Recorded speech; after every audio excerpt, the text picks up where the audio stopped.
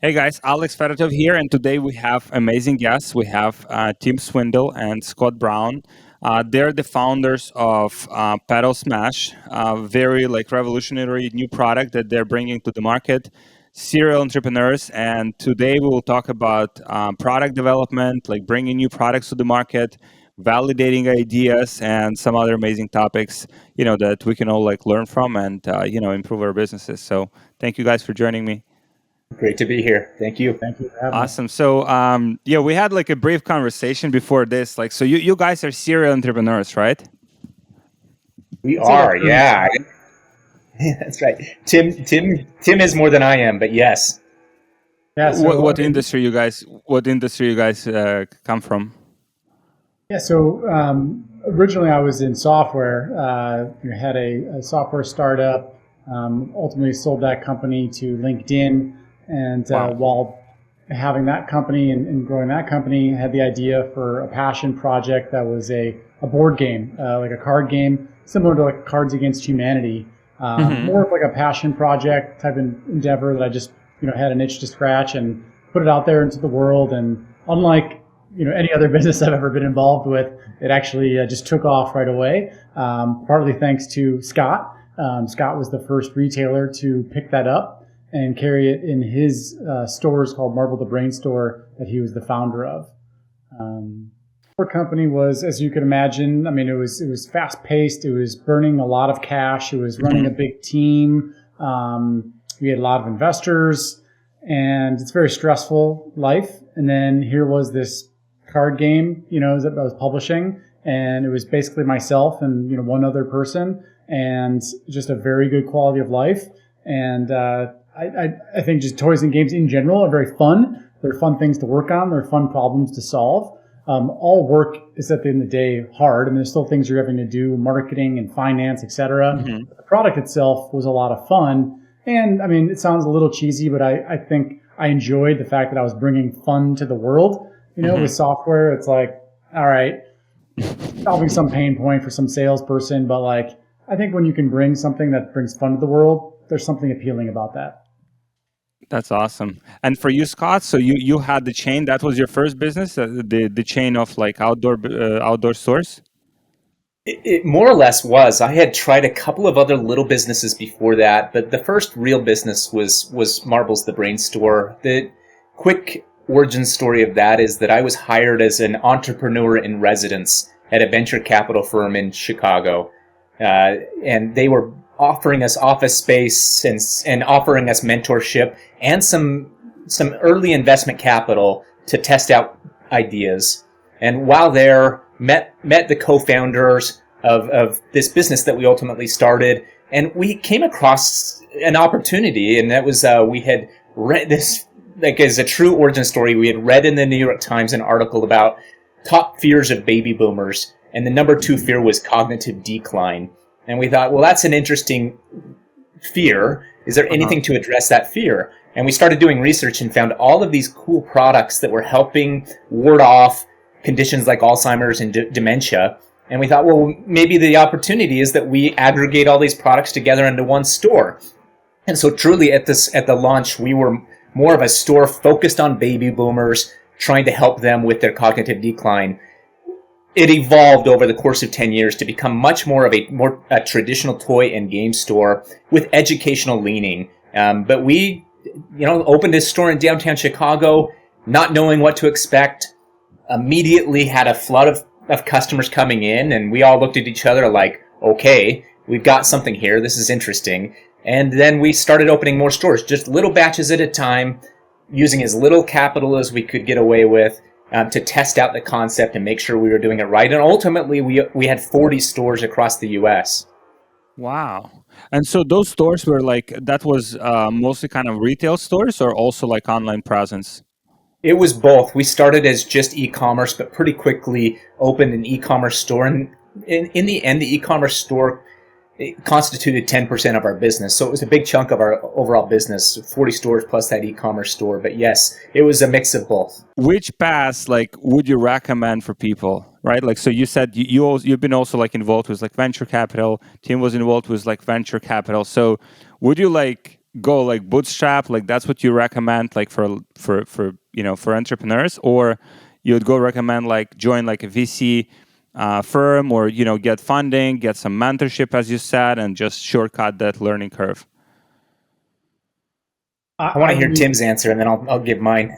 Sure. I mean, I believe strongly in the bootstrapped approach. I just think, when you can do things on your own timeline versus somebody else's timeline, you're going to if you're doing it, you're going to put up enough pressure on yourself. I think all those external pressures just make the experience a little less enjoyable also. And if you're successful, you mentioned before about like, obviously the software company, most people get all bright-eyed when I mentioned that about selling to LinkedIn, and then here was like this silly card game. I'll just tell you that because I owned, basically 100% of the card game, when I did sell that company, it was a more substantial winner for me, and it was a much more fun process because I owned almost the whole thing. Wow! So you had a better exit with a card game than you had with your software company? Yeah, software company sold for a lot more money, but in terms of what I made more on the board game company because of just being a larger percentage owner. When you're raising capital, you're giving away the company, and if you're doing that over a number of years, then your equity can get diminished, quite substantially. So. Wow. Interesting. What's your take on that, Scott? I really love this scrappy bootstrapping approach. I think I've seen it actually on both sides. So I will say at that venture capital firm, they gave us all this office space, but they also gave us their money. And so it was never our own money at risk. And there's this metaphor I like, thinking about dogs and sort of the evolution of dogs. And dogs in the wild have pointy ears that are perked up. And then dogs that are domesticated have floppy ears generally. And I think that when you are not working with your own money, your ears start to get floppy.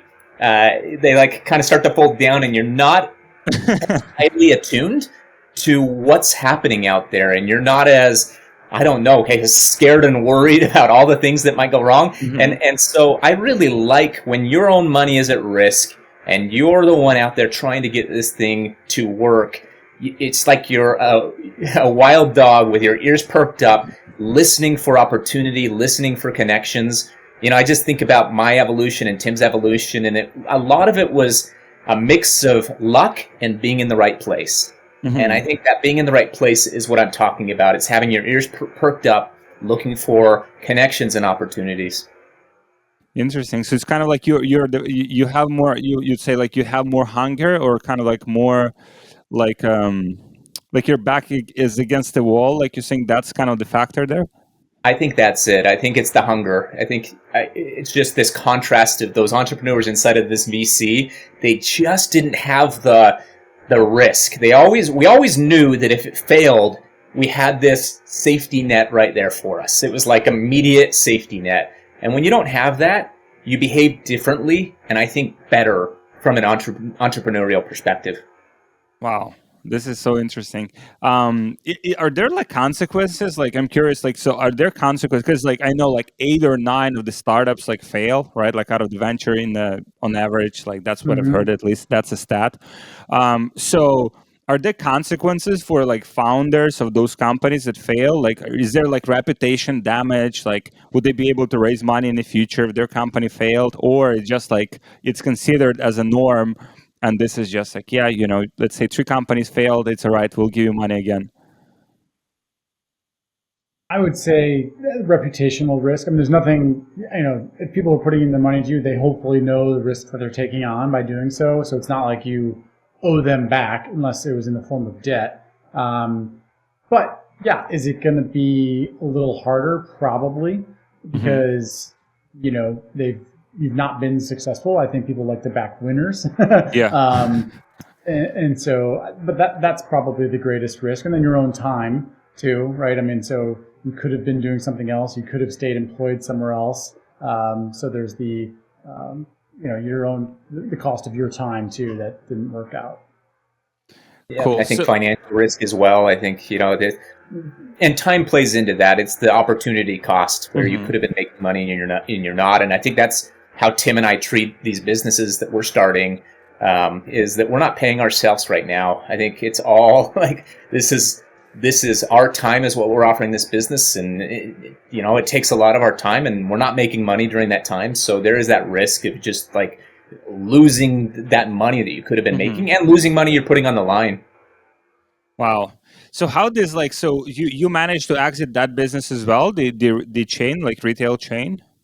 I did, yeah, and I'll spare you all of the messy details because there were some messy details, but the short answer is yes. It was acquired by a big Canadian toy and game manufacturer named Spin Master, and so they came, kind of bought the whole business, bought the IP of the business, and I went and joined that company, and for 3 years worked inside of a big toy and game company, watching how that world worked, which was very different from the world I had been in. So more like a corporate, right? Like more like levels of managers and stuff like that. Yeah, I mean, publicly traded on the Canadian Stock Exchange, and all of the things that go along with that. Selling into mass market retailers and all of the things that go along with that. It's a very different experience. Although we're in the same industry, operating a specialty toy and game chain was very different than working inside of a mass market focused manufacturer of toys and games. It's the fourth biggest manufacturer of toys and games in the world, Spin Master. Wow. So I learned a lot about that side of the world, which has actually informed a lot of kind of future projects that I've been working on. Interesting. So was it a product that you developed, the PaddleSmash, right? Can you tell the story? Like, how did you come with that idea? Yeah, so I'll start and then Tim can add to this. The nice thing about having been in the industry is that you get a reputation of like a good person to turn to for advice or input on a game idea. And I will say I probably get 2 to 3 people every week that reach out to me asking for me to give my opinion on their toy and game idea. And I love doing that. It's a great thing to do. Truthfully, it's probably 95% of them I look at and I'm like inside thinking probably not viable. But every once in a while there's something that kind of sticks out and shines. And about a year ago, we were introduced to a gentleman by the name of Joe Bingham. And Joe, he's a structural engineer by trade. He doesn't know the toy and game space, but what he does have is he's got a family. He's got 7 kids, 6 of them are boys, and they love to play outdoor games. They played spike ball a lot as a family. But Joe's in his 40s. It's tough as a 40-year-old to keep up with your young kids in spike ball. And so he's just found that he could no longer play with them. He also loved pickleball, and they loved going to play pickleball as a family. And they'd go to the local courts, and they were always packed. They always had to wait for court time. And so he was like, I'm a structural engineer. I'm going to solve this. And so he just started to kind of noodle what they could do, and he came up with this concept. Like, he's literally in his garage using a CNC machine, cutting out pieces, gluing them together, and building a prototype for this. But he built like a really beautiful prototype. And over the course of a couple of years, he refined that prototype and ultimately landed on what became PaddleSmash. So I met Joe, presented the idea to me, and I was like, listen, Joe, I think you've got something real here. I can give you advice. I can just say, here's how you can get it out into the world. And Joe said, you know what? I don't know how to do that. I don't want to do that. How about we come up with a partnership idea where you guys get it out into the world, and I'll get some royalties from what we sell. And that's ultimately what we did. And so Joe's still involved in the business, but it's Tim and I running this business, and we used our expertise with overseas manufacturing to get this ready. And so Tim actually can kind of talk about what that process is like. Yeah, I'm very curious, so let's say you have an idea, right? Let's say someone like watching has like an idea for the business. How do you actually how do you validate it?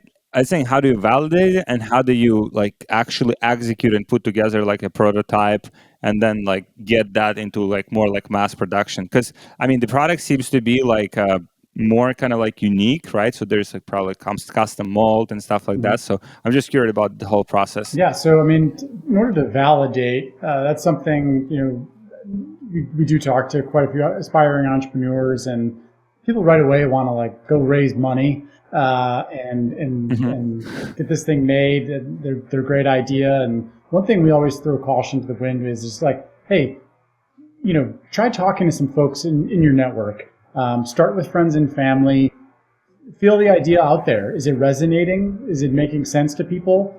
Next would be, try to talk to people not in your network, because a lot of times you talk to friends and family and they're giving the like, oh, it's great, hun, But I think, you can do a lot without spending a lot of money. You can do drawings, maybe make some very rough prototypes with just materials. Joe is a little more advanced with what he did. Just his background as an engineer, he was able to, work with some different materials and saws and CNC machines maybe that, most folks couldn't. But, just to test an idea with some very basic materials is something that most people can do. Obviously, it's a little different if it's a high-tech something or another. But, start there and then start getting really raw feedback and being very honest with yourself about what you're hearing of whether or not you want to move forward, because then there will start to be where you have to invest more time and capital to, engage with manufacturers, etc. So as a start, we just highly recommend, a lot of people over here are just so, everyone thinks that their idea is worth so much when it's just an idea. Yeah. Yeah, can you sign like an NDA? Like nobody wants your idea. Nobody cares about it as much as you do. Get it out there. Don't hoard it. That's like one people like they don't want to tell people. And it's like nobody cares, and nobody's going to be able to do it and execute it as well as you can. And so that's one piece of advice: is just like don't hoard your idea. Get it out there, share it with the world, and start getting that feedback going. Hey guys, people have been asking me how we scale to multiple 6 figures or even 7 figures per month without getting shut down on Facebook. And we have a very sophisticated solution for this that I want to share with you, but it's just like too valuable to give away for free. So if you guys want this solution, just book a call with one of my team members and we'll show you exactly what it is and how it works, and we'll see if that's a good fit for you and for your business. So just book a call with my team member. We'll share it with you so you can scale your business to multiple 6 figures or even 7 figures per month without getting shut down on Facebook, without having inconsistency, and with high profitability. So just book a call with my team and I'll see you there. And be prepared, right? Like what you said, I think is very valuable, because like as entrepreneurs, like this is our like creation, like we create something and we have our ego attached to it, right? So if we get some bad feedback or like, okay, I don't like this feature, and like we keep hearing that, like we might take that personally, instead of like taking that like as just like rational feedback that can make the product better, like and like actually better for a consumer. So I think that was a very good point of like being ready to take that feedback, no matter what your product is. Maybe you already have like established business, but there's like every business can be better. Like there's always some feedback that you can take from customers to make your business even better than it is right now. Yeah. Scott has a really good one that he uses. I'm stealing his idea. Well, when he's sharing about a new concept, even if it's his, he'll say that it's somebody else's idea. So if you take away that kind of personal connection, because people won't want to insult you if they know that it's your idea. So if you're testing out a concept with somebody, tell them that you have this friend, you're testing it for them, just looking for some feedback. And I think that's just a little trick that you can do to make it less personal, so somebody doesn't feel like they're offending you if they don't like it. So I like doing that little trick. Perfect. So, okay. So you like, did you get that like initial kind of like prototype from your co-founder, or like did you have like did you still have to kind of like develop on top of it and kind of like to make it better? Yeah, we were able to use that initial prototype to do some market testing and do some play testing, which was great. I mean, I think you only have to get it to a kind of minimum viable product state to be able to get it out into the kind of play testing arena. You want it good enough that that's not the reason people don't like it, but not so good that it's beautiful and perfect. And so it was in a great state. I live in Utah. Tim at the time he lived in Illinois. And so it was a little bit like, hey, Tim, I found this thing. I think it's something. I like it. And Tim was like, great. I trust you, Scott, but not enough to kind of go into business without trying it myself. And so Tim flew out to Utah. We spent a couple of days together with that product. First, just the two of us in my backyard trying it out. And that was enough that Tim was like, okay, like I've caught the vision, but now let's put it out into the wild a little bit. And this is where we kind of took it to local pickleball courts. And did do that sort of one step removed from it. We presented it to the people. And like this was like flies to honey a little bit. We put it out there, and these people playing pickleball like would stop mid-game, come up to the fence, look through, and they were like, "What is this thing?" And they would come out and try. And we just stood there. I presented it as, "Hey, like this is a game that like someone lent to us. We're trying to figure out if it's fun or not. Like, let's play it together and figure it out." And like over the course of a couple of days and a few hours, like, there was just enough points of data. You know, we had one guy come up and start playing it with us. He was like, "All right, how long are you guys going to be here? I'm going to drive home and bring my son back. He has to play this too." And he was trying to buy the prototype from us. Like really almost universal acclaim for this. We're like, all right, there's something special here. Small sample size, we understand, but we were like, listen, I think like this is enough validation that it's worth us pursuing. And so once you have that, then it's like, all right, well, we have enough. Now it's time to move to the next stage, which is how do we get this thing made? Interesting. Okay, so wow, and it's free, right? Like, I mean, you don't even have to pay for that like initial validation. There's ways to validate. You know, a lot of people like, hey, how do you validate? Like, you put like a Facebook ad, you know, or like something. I mean, you can definitely validate stuff that way, kind of like online in a more like online manner. But it's like sometimes you can also validate it with like real people, with like maybe friends, family, just like as you said, not mentioning that is your product. So then like they don't kind of like they don't restrict the feedback or don't make it like kind of like so not to offend you. I think there's occasionally value in paid market research.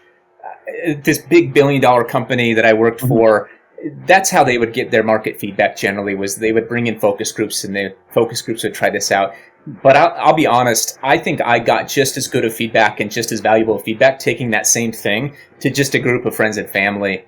And so for scrappy entrepreneurs, my advice would be do not pay to get your product tested. Like this is something that you can very easily do with just your own community. Wow. This is perfect. I think for people who are looking to start a business or maybe have like an idea that they want to execute, that's like there's no barrier. Like literally there's no barrier, like as you said, and also like you don't put your ego like kind of like in damage, like or like in danger, right? Because like someone can offend you, like you just say like that's not. I think this is a perfect setup. So okay, so you have validated it, got some initial data, so like now it's kind of like more like a production, more like production stage. So how did that go? Yeah, so here's where we do have the benefit of being in this industry, and these were things we'd learned along the way. And I'll just say, like, if I was just starting out, like I was when I first started the board game, it would be Google searching manufacturers. So I mean, just very basic, trying to put feelers out there of maybe people that I knew that had made something before. But at this point, we do have vendors and partners that we've worked with. So we reached out to a engineering firm, really high level product engineering firm out of Montana, who we thought would be perfect for this project. And so we engaged with them to help with the design, because what the founder, the inventor had come up with was like a rough prototype, and we needed to make it so that it was scalable, reproducible, ready for mass retail, mass market. And so we did have to somewhat go back to the drawing board and, take the essence of what he had made and turn it into a product that we could take to market.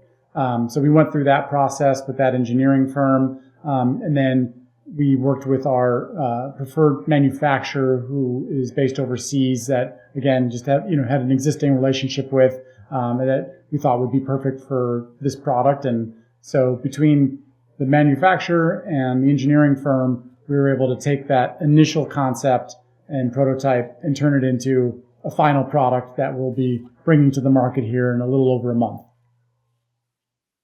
In a little over the months, like the whole process took like 1 month? No, sorry. Right now we're pre-launch. So we're sitting here, it's July 15th, 2022. We will be live bringing this product to market, available for purchase in September, end of August 2022. So the whole process, to answer your question, was roughly 6 months, I'd say. We met the inventor about a year ago. So really from first meeting the inventor to have a product ready to sell, it's over a year. The process of like engaging a manufacturing firm, a manufacturer, and having that product in production is about 6 months. Wow. How much does it cost? Like, so for example, for your product, like a rough cost to create that prototype was as you said, was a good level, like engineering firm that's specializing in it. Yeah, so there are a few costs associated with this, and I'll add the caveat that this is not a product I would have ever encouraged someone brand new to this world to start with.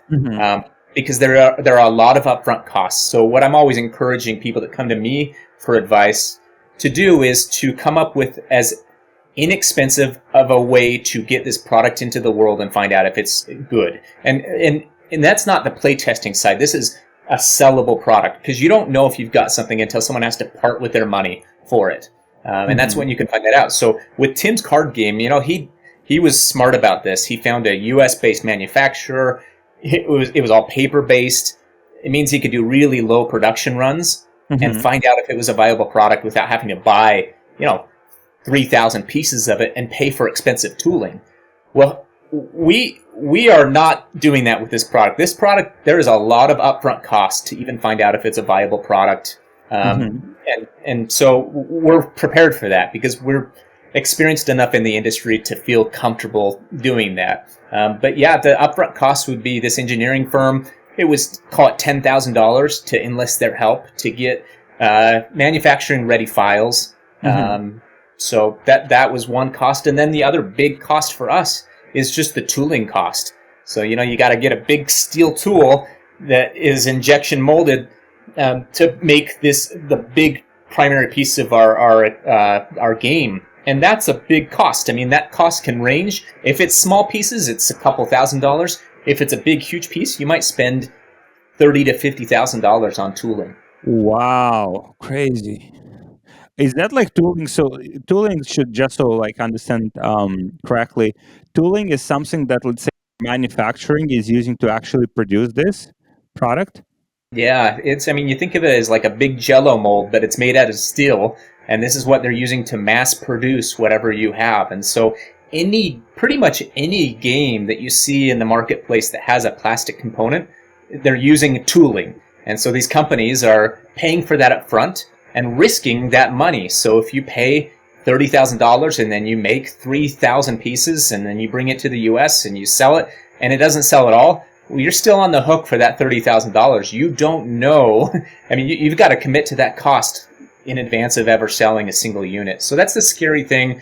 Anyone that's aspiring in this space, I would always advise to try and come up with a concept that has no plastic tooling or very little plastic tooling up front, because that's the scary part. You've just got to invest a lot of money to even find out if it's viable. What if you, let's say you, like, something happened, like maybe like collaboration didn't work out. Let's say you want to change the manufacturer, right?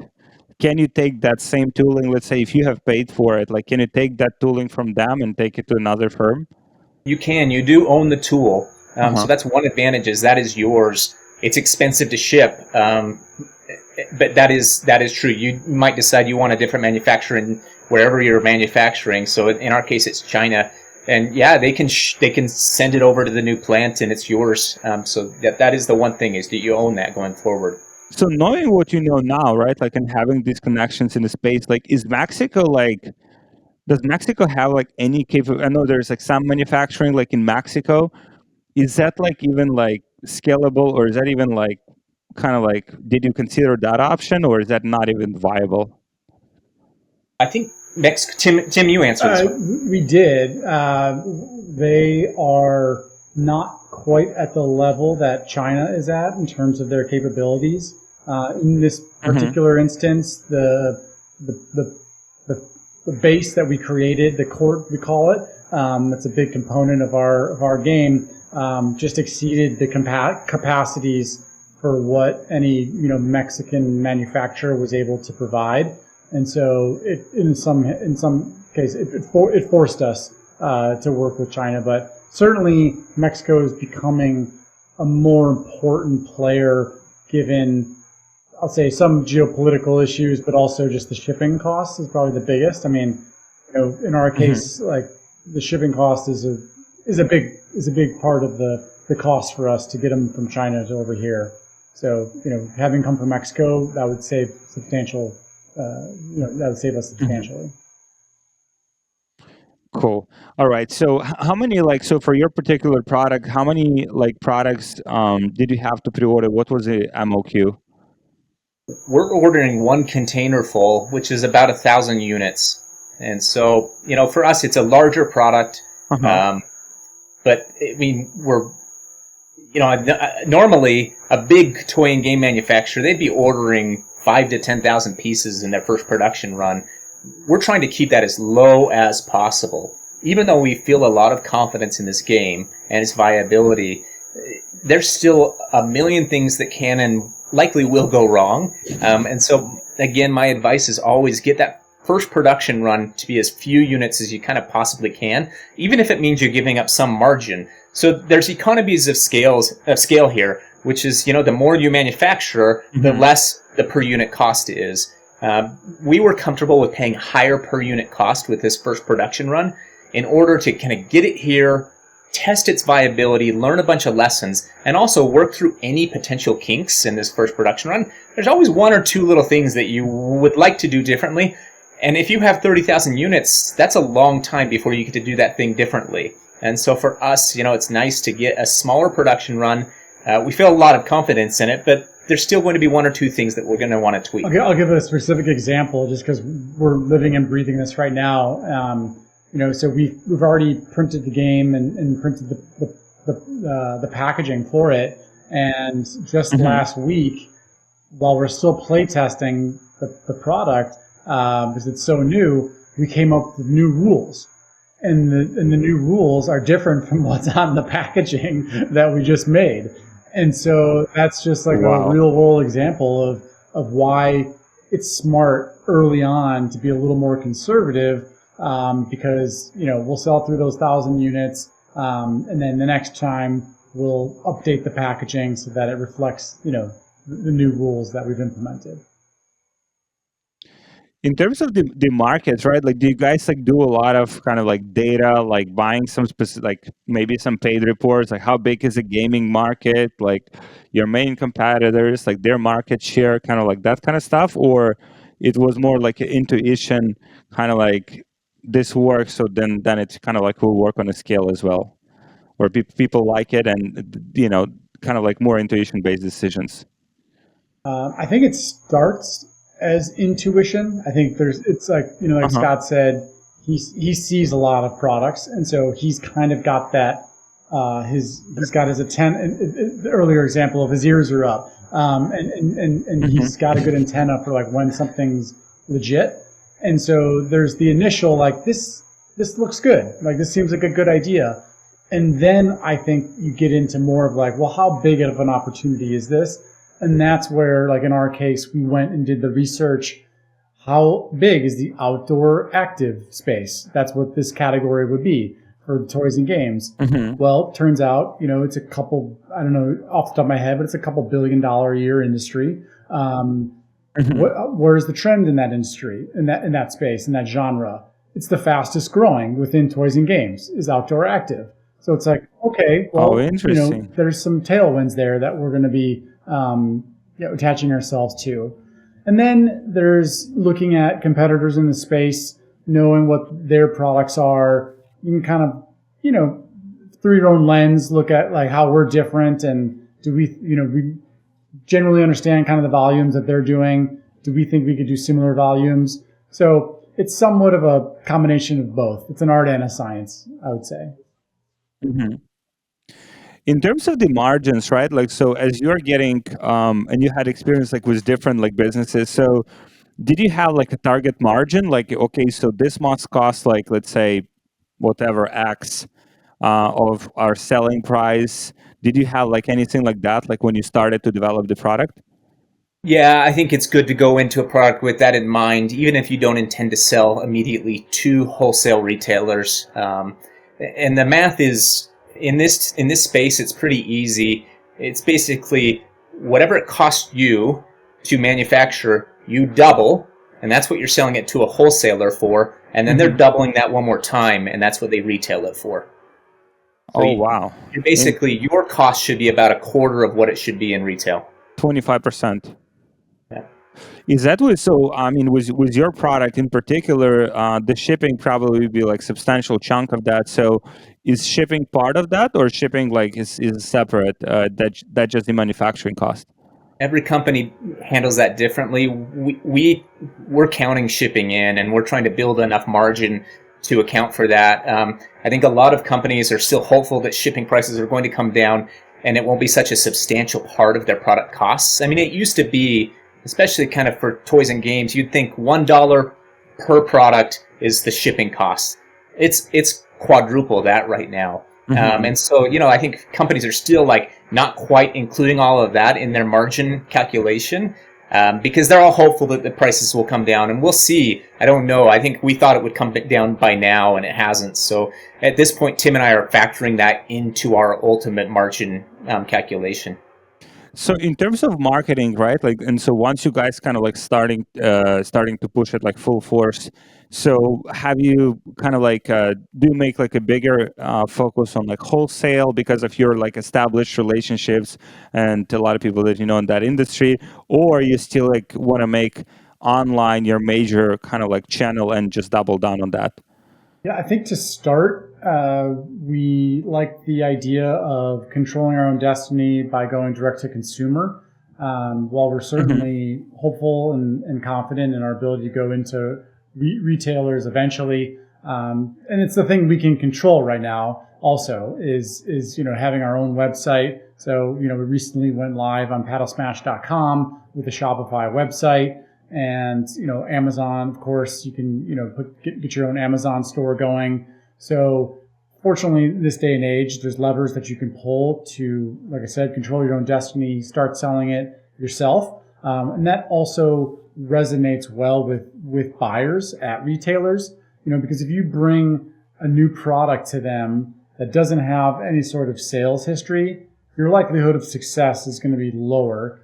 They're going to want to see. If they're going to take the risk on to bring it into their stores, to write you a big purchase order, they're going to want to see and feel confident in that decision. And one way to do that is by having a track record, showing what you've done on your own. What kind of sales are you generating? What do your Amazon sales look like? What are your ratings? All that stuff matters to the modern buyer at retail. Cool. In terms of the launch, like, are you planning kind of like there are some companies, and that's probably more like in that like VC kind of like funded world where there's like a big launch, like they buy like shout outs or like posts with like 100 influencers or 1,000 influencers and make a big deal out of it. Like, is that how you guys want to do it, or you just want to kind of like do it in a smaller, like gradual, like consistent steps? I think it's more of the latter. I think that especially, we're bringing in 1,000 units, and what we want to do is learn a lot of lessons with the first 1,000 units. We'll call it a soft launch this fall. It's an outdoor product. Launching in the fall is not ideal. That was a little bit out of our control with the manufacturing time window. So this fall, this is sort of, you can focus on warm weather states, test out marketing, figure out what works, and do it all in kind of small scale. We'll still do some of the stuff you're talking about. We'll send it out to influencers, but instead of 100, we'll send it out to 10. This is like where you can't do things at the scale of these big companies, but you can still do them. And I think they're good practices to do. You know, our goal right now is to get it out into the world as quickly as possible. And so at this point, it's like, you know, find those people that help spread word. These are the kind of early adopter super users that will help generate interest. Who are the people that will take it to the local park and be the ambassadors that when people come up and ask what you're playing, they're the ones that want to tell everyone about it. That's what we're looking for. This fall, it'll be a lot of testing and learning. And then we look at next spring as our big launch. You know, if it goes well this fall, we'll put in a big order, and that order will arrive sometime in the spring. And that would be then when we look at big opportunities, us going to big events, us looking at opportunities with brick and mortar retailers, all of that. In terms of the product line, like overall, have you thought about kind of like other products that you can introduce like over time to the line, so that maybe some consumables or something like that would increase that like repeat purchase ratio, or from your experience, you can build like a sustainable, strong business just by selling, let's say, product that like, I mean, it seems like very like sturdy, like reliable product. Can you build like a business with that by itself, or you need something consumable that people will like come back and like buy again and again? Yeah, I think right now we are looking at ourselves as kind of a one product company. It's not on the roadmap to come out with a suite of products that will be selling to folks. I mean, I think we do see an opportunity for maybe like different versions of this. There could be like a deluxe version that's an upsell with better paddles, that type of a thing. But you know, I think at this stage, we're mostly looking at, you know, the buyers are going to be relatively one-off. You know, maybe you're getting repeat buyers for buying for other gifts because, like you mentioned, like it is a very sturdy product. It's not something where it should go, you know, you shouldn't have to buy one every year. This will hopefully last you a long time if you purchase one. And so what's nice though about in the toy game space is that games in particular are in, like, there's some sort of inherent viral coefficient because you're playing them with other people. So by bringing, you know, a game to a party or a park or wherever you're bringing it, you're automatically, you know, marketing the product for us to other players who then may be interested in purchasing it themselves. So that's where we see, you know, the engine for games really gets exciting, is you start getting the word out there, you start getting people playing it, and then naturally sales start to happen just from other users playing your product. Awesome. So, in terms of like finding the partner, because you guys like, so Scott, it seems like Scott is like a visionary, right? He has his ideas. It seems like, you know, he sold you on a vision as well. And so, and you, Tim, you more like an integrator, right? Like if by EOS model, I don't know if you guys familiar, entrepreneurial operating system. So, how do you find the partner? Like, so, because I think that's like one of those things, like, I mean, you had like Steve Jobs, he had the Wozniak, right? You have Bill Gates, he had the Paul Allen, like all of the like, or majority of like successful businesses, they always have the partners that can contribute like the right like skill set and can complement each other. So how would you like, let's say, so even like for you, like knowing what you know now, if you're getting into like a new venture, would you always look for a partner, or would you try to kind of like figure it out by yourself?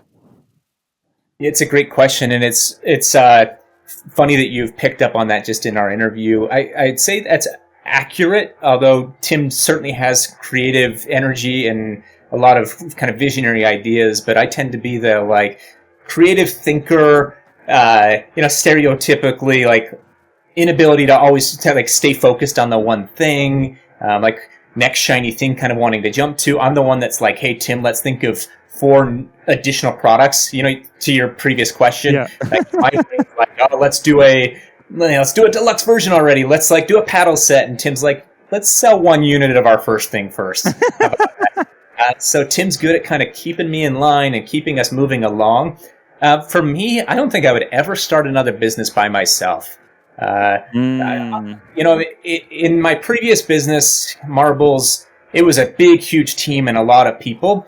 I don't think that was right for me. I think I found that kind of as a creative soul, I need to be able to be creative every day, and having to deal with people problems all day makes it hard to do creative things. But on the other side, I don't think that solo worked for me either. I found that going solo, it was like I'd chase the next thing, or I didn't have someone that was sort of kind of balancing me out, someone that I could present an idea to and kind of get them to be a sounding board. And, this was like kind of ears up thing. Tim and I just like lucked in a little bit to each other, and we're a really good fit. I think that like he and I have both worked really well. We're very... I don't know. Like the sum of its parts is greater than its whole. The two of us working together. Awesome. So Tim, what's your take on this? Like, if you were to start like a new venture, like with your experience, like with what you've done, like and experience like in your career, like would you look for a partner? Yeah, I would. So I have another company. It's an ornament company that I do by myself, and it's a little harder to keep yourself honest when you don't have anyone to answer to. And so what I enjoy about having a business partner is there's accountability, and we give ourselves tasks each week. And it's like, while neither of us is each other's boss, there's that respect level that I have for Scott where I don't want to let him down. And so, if we say we're going to do something one week, well, when we show up next week, like it better be done. Whereas with my other company, if I don't do something, there's no accountability. I didn't do it, so I do like that. And I think I think it's important to have like ideas to bounce, off each other, because a lot of things could sound good in your own head, but then when you relay that out to somebody else, they're able to look at it from a different angle. So it's a balance though, because then I think one business partner is good, but I actually don't know if I would want two. There's just something about two partners. I think that I personally think works well. Cool. So what would be your like, and you mentioned you're talking to a lot of like aspiring like entrepreneurs, people reaching out to you for advice. Like, what mistakes do you see people like making most often? Like maybe like 3 most common mistakes that you see entrepreneurs making all the time. Yeah, we've touched on this a little bit, but to go into more depth, I think one lesson I learned early on was to kind of treat your ideas like goldfish. They're like a nice pet to have, but if a goldfish dies, it's not like you've lost like a family dog. This is like a goldfish. You can flush it down the toilet and get another goldfish, and I think ideas are in many ways the same way. You've got to be willing to flush it down the toilet if it's no good. So that would be one piece of advice. And then the other is just to figure out as cheaply and quickly as possible whether that idea is viable. So to go back to my original kind of brick and mortar store concept, we started as a kiosk in a mall. We then opened a single physical location, and then we opened 2 more locations in different environments. So one was like a downtown of a suburb, and one was in a mall. Test those concepts out. So just do these little tests as cheaply as possible, find out what's working, and then put the money towards that. I just have had so many, in this toy and game space in particular, inventors come to me and say, I've got this amazing idea. My friends and family all love it. I've already spent $30,000 to buy, 10,000 units. Wow. Now, and that's it's terrifying for me, because the now what is like, well, like you've actually like missed the big chunk. Idea is the easy part. That's the easy part. The execution and getting into the world is the really hard part. So yeah, I think just the thing I say over and over, the drum I beat over and over, is just make sure that you're testing it as cheaply and quickly as possible. And if it's not resonating, you got to be honest with yourself, and you got to be willing to flush it down the toilet. Wow, that's so good. Tim, what would that be for you? Similarly to what we talked about earlier, it's don't hold it so tight to your vest. Get the idea out there. So many people I meet are like, don't tell anyone or sign an NDA. And it's like, no, that's the wrong way to do it. It's tell your idea to as many people as possible and get that feedback loop going to know if it's worth taking next steps. So that's mine. Awesome. Cool. Awesome, guys. Thank you for joining me. I wish you a very successful launch and to have another type of problem in this business, like being like sold out, Yeah. waiting for another batch, stock outs. Yeah, thank you for joining me. A lot of great lessons. I just like, even like for myself, I run business for like already like a few years, but it's like a lot of things got reinforced and reminded. And thank you for joining me today. We'll drop your like contact information, the website below as well, so guys can connect with you, can check it out. So yeah, thank you so much for joining me, and yeah, wish you all the best. Yeah, well, thanks for having us. And I'll just throw in just a little plug for the product. It's called PaddleSmash. You're going to put it in the notes, I know, but yeah, 100%. PaddleSmash.com. It's basically pickleball meets round net, what people know as spike ball. And so if you like either of those sports, we've picked a lot of the best elements and merged them into one concept. So we're excited to get it out into the world. Thanks for having us, Alex. We appreciate it. Thank you so much for joining me, guys. Yeah, thank you, and we'll see you soon.